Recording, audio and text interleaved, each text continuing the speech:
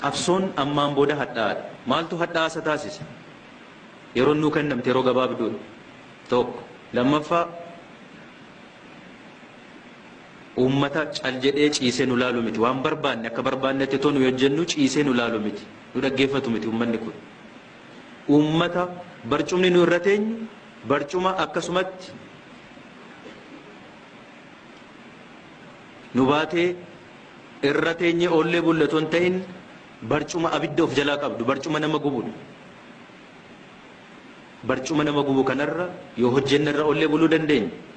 Yoo kana ta'uu baate dhaabiitti nu gubu. Homaa carraa wayiituu hin qabu. Carraa wayiituu. Waan kana ta'eef qabsoon keenya amma booda qabsoo hammaataaf hadhaa. Sanaaf immoo of laachuun barbaachisaadha. Toora keessa akkasitti dhaabbannee toora keessa gallee tooruma sana keessatti cal jennee deemuudhaan waan nu baasuu danda'u natti hin fakkaatu. Hadhaadha waan ta'eef.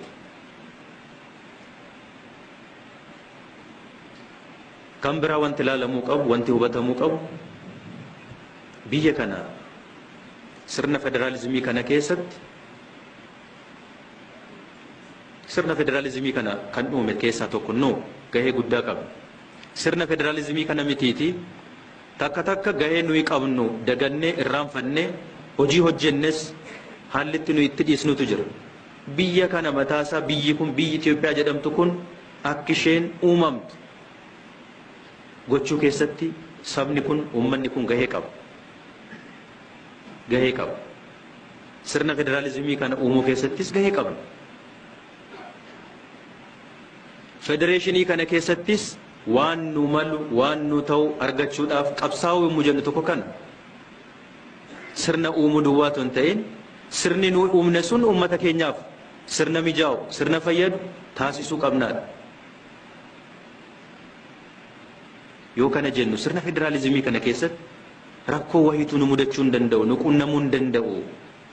Waa hundiyyuu mana keenya keessa teenyee manatti nu dhufuu danda'a jennee yaadna taanaan dogongora. Conflict of interest hin jira.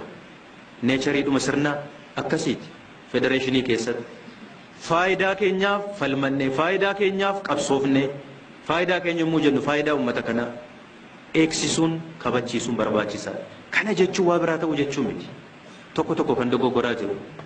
Inumaa bar gadi buunee irraanfataa daga ta'aa dhufnee hammamitti akka deemne beektu. Waa'ee Oromoof Oromummaa kaasuun akka yakkaatti ilaalamuu jalqabee jira bara. Akka waan badaa tokkotti akka waan bineensaatti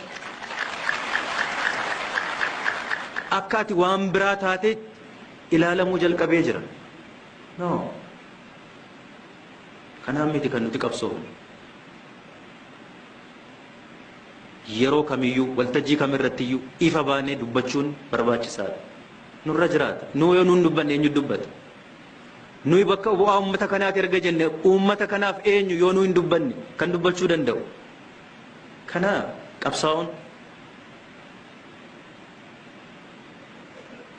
maaliif takka takka waanuma badaan taanetu waan badoome nutti fakkaate gara laafettiin obboleessaaf ulfooftee akkuma jedhan